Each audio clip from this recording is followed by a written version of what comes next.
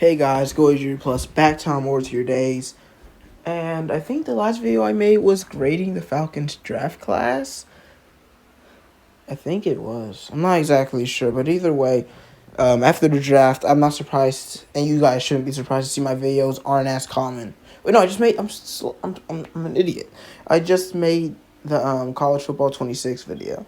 But yeah, the videos are going to be coming more once or twice a week now instead of literally every day like it was during draft season. Or not even during draft season, just that little stretch during the draft. I made like a video every day for a week. But today we have the 2024 Patriots Franchise Awards. It probably should say Madden 24 or whatever. The playthrough was in 2024 as well. So this franchise started, I think, on like December 26th of 2023. And went through July of 2024.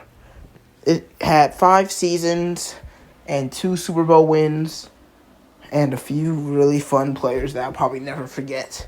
But this won't be an insanely long video. I'm just going to be giving out the awards to my players that I think they deserve. If you're wondering where this came from, well, I made a video called the Falcons Franchise Awards for my Madden 22 franchise a long time ago.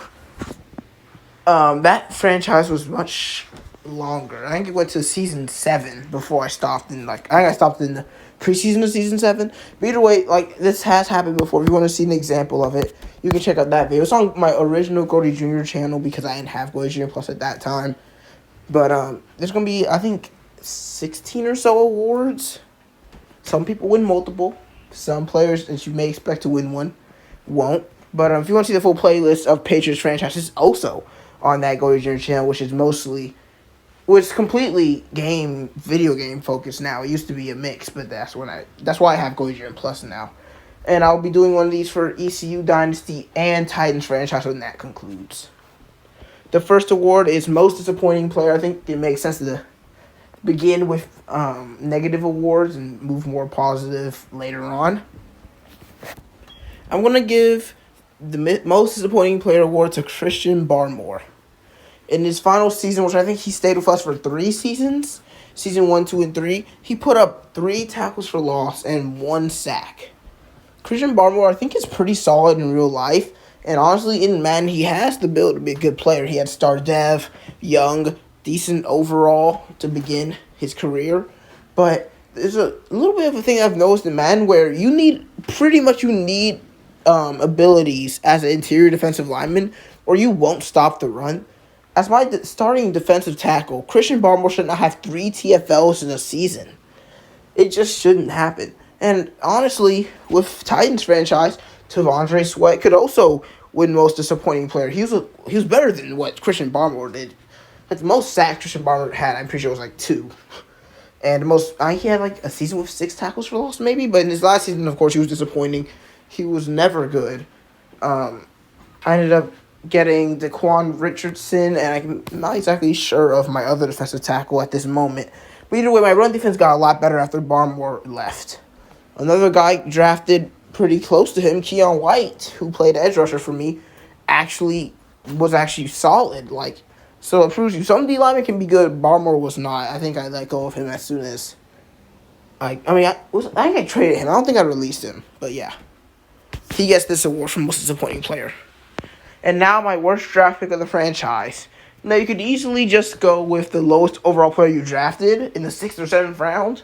But I don't think that's really fair. I think it makes more sense to pick my least valuable pick. So, who's drafted the highest but still had the least impact. And I think it's Philip Rutherford. He was my first draft pick in the class of 2026 of the 2026 NFL draft, which was my second draft. No, this is Madden 24, so this would be my 3rd draft. I didn't have a first-round pick. I'm not sure what I traded it for. I can't think of it. Was it J.C. Horn, or did I use it to trade up? I'm not exactly sure. But what I am sure of is that I decided to pick a tight end, which my new rule is never pick a tight end with your first pick in any draft, because they're pretty much old. There's a really high shot of them being normal dev. Now, I know Ian Crocker is an X factor in my Titans franchise, but it's not guaranteed that these guys you pick like I've seen even from YouTubers that aren't me. I've seen a lot of picks that they pick tight end second, third round, and it's pretty much always normal dev. So if you're not going to pick in the first round like I did here, pick a high rate of hidden dev position like corner or receiver or running back or edge rusher or safety, positions that have way higher shots of having hidden dev. I'd say avoid positions like tight end, or maybe even I'd say defensive tackle, where they're less likely to be hidden dev or less likely to be high overall. Philip Rutherford never got above Isaiah Likely on the depth chart, so Rutherford never started in his 2 seasons as a player for us. It wasn't a bad pick really. He was like a 73. He wasn't a terrible player. But if you're picking early second round, you don't want to pick a guy who literally never starts for you. It's the worst draft pick, but you can't really blame me for a first round pick. Now, my best draft pick, just based off of value, is actually Amari Barber. Because if you compare, value to where you pick them, Amari Barber's my best player I've ever drafted in this franchise. Because, Terrell Britt's elite, too. He was second in MVP voting. But the thing is, he was drafted in the first round. Amari Barber may be my best receiver in any of my franchises. He's up there with Greg Purnell, which is, none of you guys are going to know Greg Purnell. Only, people who've been watching me for a very long time are going to know Greg Purnell. I have a highlight video of him somewhere on my channel, Goldie Jr. But, Amari Barber's up there, man. I think he took the yards and touchdowns record.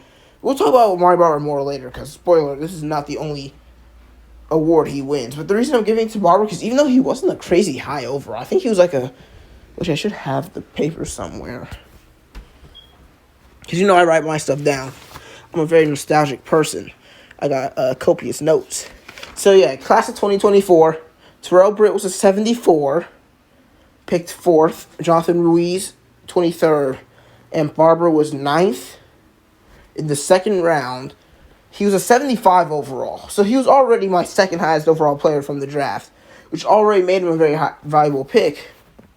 And then Amari Cooper comes out here and says that he wants to help Amari Barber develop, which I think they took this storyline out of Madden 24-5, which I think is a bad thing. The storyline was actually pretty solid.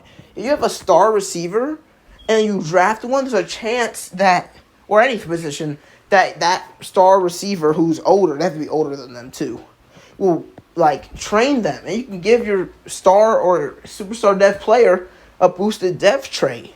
Or I think normal would work too. So Amari Cooper got Amari Barber's superstar dev, and by then, it's basically guaranteed that Barber's going to be elite.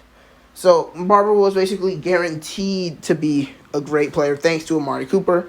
That's why he wins best draft pick of the series. Our biggest blowout is actually quite small.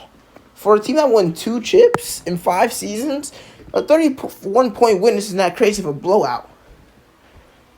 We beat the Packers in Season 4, I believe it was 45-14 is what gave us a 31-point win. It was a pretty solid game. It was just a really all-around great performance. I think Millbrook scored 3 times in this game. But yeah, seeing 31 points as our biggest blowout is just kind of weird, because we were a really good team. We went 17-0. Listen, we went 14-3, then 13-4, then 17-0 in our last 3 seasons. And our biggest win by any of those was 31 points. For example, I already beat that in Titans franchise. I beat a team by 45 in Season 2. What's the season? I think it was Season 2.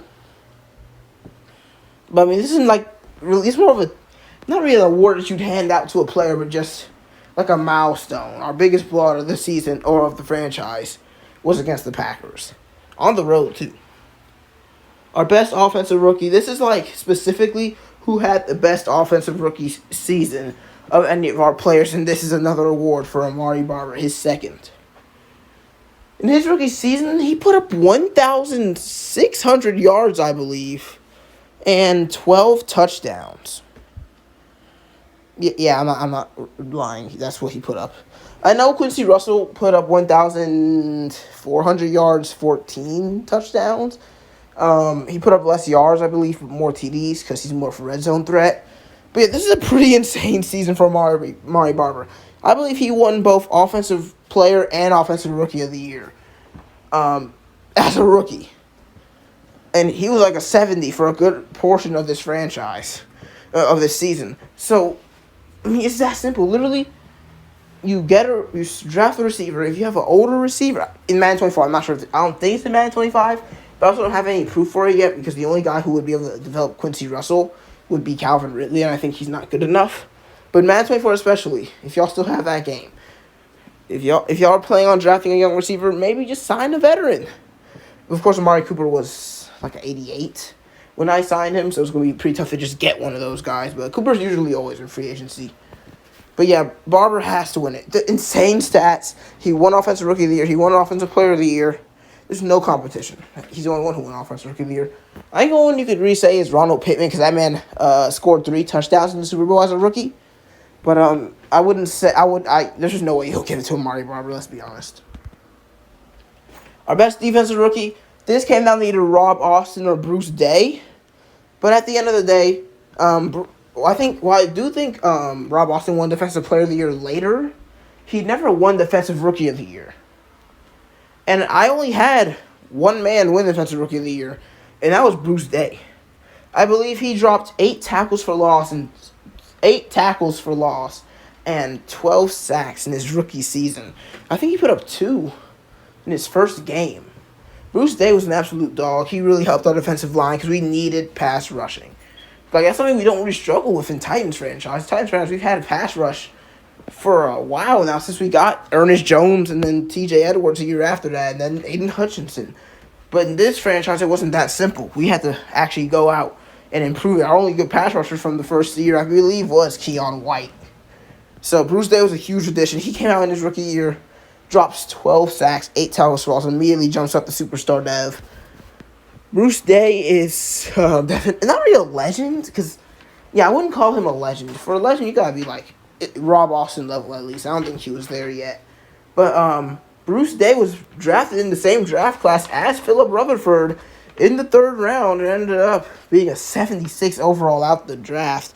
Another LSU player, by the way, so was Amari Barber. So I'm going to try to draft LSU from now on. Even though, to be fair, I feel like Penn State is my new college. Just like Madden 24, I drafted a lot of LSU players who ended up showing out. In this Madden 25 Titans franchise, it's more Penn State. But yeah, winning Defensive Rookie of the Year, while no one else could, is why Bruce Day wins Best Defensive Rookie in Patriots franchise. So we had a few game-winning kicks. If you want to see all of our game-winning plays, including kicks, touchdowns, and interceptions, I made a video just a little while back called every game-winning play in Patriots franchise. I think there's around 15 or so, and you can see all my reactions to those live. But our best game-winning field goal was a 59-yarder versus the 49ers in Season 4. I think the other game-winning kicks were relatively short. I don't even know if any of them, besides this one, even went past 45 yards. I think we still had Chad Ryland throughout the entire franchise, too. And while Chad's a good kicker, that's not like a free kick like it would be for Brandon Aubrey or Will Lutz. And I think they iced us, too. And, literally, the reason wins best kick is, if you watch the play, we almost missed it. It was already a great game against San Francisco. I was struggling in Season 4 a little bit, but this kick was great. This kick was great. I think it's a clear winner for best game-winning kick. Best game-winning touchdown. There's only one right answer for this. This is one of my most not really legendary. Nothing's really legendary in these franchises since I don't have a lot of subscribers, which you should do. But best game-winning touchdown in Patriots franchise was a Britt to Barber touchdown versus the Dolphins. Now, one thing I will say is that you probably shouldn't even watch this one. Just watch the every game winning play video because the quality of this stream was pretty bad. I think it was storming at the time. I'm not sure why it was streaming while it was storming. Or maybe it stormed in the middle of while I was streaming. But, this play, this game was insane. This was Britt and Barber's debut. This was week 1 of Season 2. And Terrell Britt rolls out of the pocket late in the 4th quarter, fires to the corner of the end zone to Amari Barber, who I think was on Jalen Ramsey, and Barber caught it, took the hit, and scored. This play was absolutely insane. While I didn't end up winning the Super Bowl in season 2, I think this showed that we already had promise, and Britt and Barber were going to be maybe the best connection in any of my franchises I can remember. This was probably my favorite play in Patriots franchise. Yeah, okay, we're good. Best game-winning interception is J.C. Horn's pick against the Ravens in Season 5. Now, J.C. Horn has a complex history with my Patriots franchise. We got him in a trade from the Panthers. I think, was he the person I spent the first round pick on? I don't know. I'm not exactly sure how I lost that first round pick, but I did indeed lose it at some point. Maybe I traded it up. I'm not sure. Because I got Philip Rutherford. Oh, yeah, I think that is what happened. I think I traded. Actually, I don't think I traded it for J.C. Horn. I think, considering the fact that I had 2 first-round picks in 2025 to pick Greg Rogers and Carl Swinton, I probably traded my first-round pick then. But either way, J.C. Horn was weird. All right, he couldn't guard anybody. He was commonly getting cooked by receiver 2s. He couldn't guard curl routes or slant routes or comeback routes. What he could do was intercept the football. He had a ton of interceptions over the course of my Madden 24 Patriots franchise. And this one is the biggest one of all of them. This Ravens game was actually great. It wasn't like my Armadillos game that I did in my Titans franchise a second ago, yesterday, I believe. It was actually a good, high-scoring game. And with 20 seconds left, J.C. Horn picks off Lamar Jackson on a one-on-one play against Zay Flowers and seals the win in already a great game. And, oh, come on, bro. Okay, yeah, I thought my best game was up next, but it's not. But this pick is good. Once again, I can't really show plays right now. So I'm just going to have to tell y'all to watch the video. I'm probably going to put, the link in the description of this video. If I can. Or if I remember. As we're on to best video title. This is just more of a goofy one. Just not really an actual award. It's just my favorite video title that I made during the live streams. This was season 1. This is like week 3, season 1 or something. Maybe week 2, I'm not sure. I said the over-under for this game is probably 28. Because I believe both of these offenses were absolutely terrible. And I think it's even more ironic because it was actually a solidly offensive game. And honestly, I don't know, man. It's a weird award, but I did best thumbnail in my Falcons franchise awards, and I didn't have thumbnails in my live streams. So I got to replace that with something. So I replaced it with best video title. And I do think this is the best video title of any of mine. In Titans franchise, there's not many great ones. I kind of just rushed through picking those. So maybe this award won't appear again. Our best free agent signing, this is no surprise. It's Amari Cooper. So we signed him, even though he didn't want to play for New England. We gave him a 6-year, $96 million contract, which, by the way, is insane because he's like 29 at the time of giving him this contract. Actually, no, I think he's probably 28.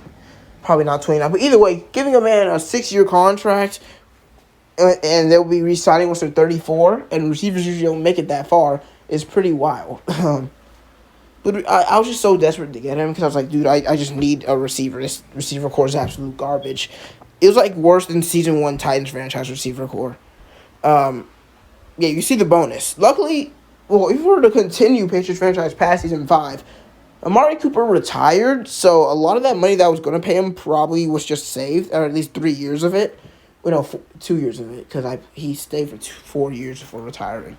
Because he was there season 2, 3, 4, and 5. So, yeah, he would have had 2 years left on his deal before he retired, so he probably saved, like, $20 million of this by him retiring. But still, I think this is the best signing out of all of mine. I checked them. There's not many crazy ones after Amari Cooper. He was really... I think he signed some sort of edge rusher that did good for us for a year, but Cooper was there the entire franchise. He helped Amari Barber become superstar depth, which led to him being the best offensive rookie. And he had some solid seasons as well. Cooper was very consistent for us.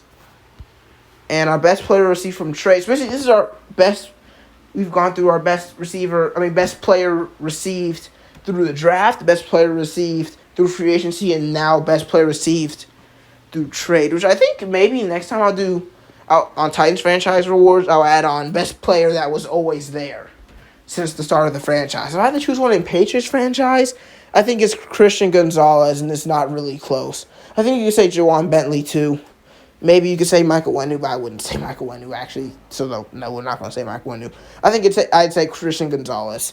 But best player received from trade is Nakobe Dean. You can see what we did. We traded Mack Wilson, a third, a sixth, a fourth, 2 years from now, and a fifth next year for Nakobe Dean, and a fourth and a sixth. Now, if you look at both of them, they're Mack Wilson's like 4 years older than Nakobe Dean, but there's only one overall difference. We traded a lot for Nakobe Dean, but he showed out. I think he was a 2 or 3 time Pro Bowler. He was a Pro Bowler. He was the only Pro Bowler or only award winner, because I count award winner as a record breaker for Patriots franchise, a league leader, a Pro Bowler, or an award, or who actually won like an award like Offensive Player of the Year. He's the only one who did any of those things in Season 1 as he went to the Pro Bowl. So Nakobe Dean was already pretty much our best player in Season 1. And then won it once or twice again later in this franchise. And we didn't trade for many of our great players besides J.C. Horn. And, which I can't remember. I didn't even trade for J.C. Horn. The reason I gave Dean over is because Dean didn't have, like, flaws like J.C. Horn did. J.C. Horn was annoying to use. Gonzalez was way more consistent. I might say Christian Gonzalez over the series was better than J.C. Horn. I might say Nate Hobbs was better than J.C. Horn. That's why J.C. Horn isn't winning any of these awards, because he was inconsistent. Even L'Jarius Sneed in Titans franchise has a similar interception production that J.C. Horn has, but way more consistency. But yeah, Nakobe Dean definitely deserves this. He's already one of my favorite players. He was like my favorite player from that 2021 Bulldog team. Like, I choose favorites every year, and they're usually on defense for Georgia. 2021, actually no, I don't think it was 2022. I don't think a defensive player was my favorite, because I'd say 2021 was Nakobe Dean, and 2022 was Brock Bowers. 2023. Who would I say 2023? Might be Brock Bowers again. But either way, I'm not sure yet. I'll have to think about 2023. And 2024 would be Jalen Walker. Nakobe Dean is a guy I already liked, so adding him to the Patriots franchise was very fun. Best season is obviously Season 5. I did this for Falcons franchise too, where I chose my favorite season. But it's just not competition here. I played 5 seasons. 2 of them I missed the playoffs. One of them I was eliminated in the divisional, and I won 2 Super Bowls. One Super Bowl I won at 14-3. One I won at 17-0. Now I'll tell you this right now: I'm not going 17-0 ever in Titans franchise. So it would be more interesting to pick season of or best season in that franchise. But here there's no debate. It's Season 5. Best game. We already talked about this game a little bit, so I'm not going to dwell too much. Week 8 at Baltimore in Season 5. This is a really good game. It's called Breakfast in Baltimore, so if you want to watch it, it's on. You have to go to my channel, Goody Jr. Not this one, the other one. And search up, or go to my playlist that says Patriots Franchise. It has 101 videos. And scroll all the way down till you can find Breakfast in Baltimore, because this is a fire game.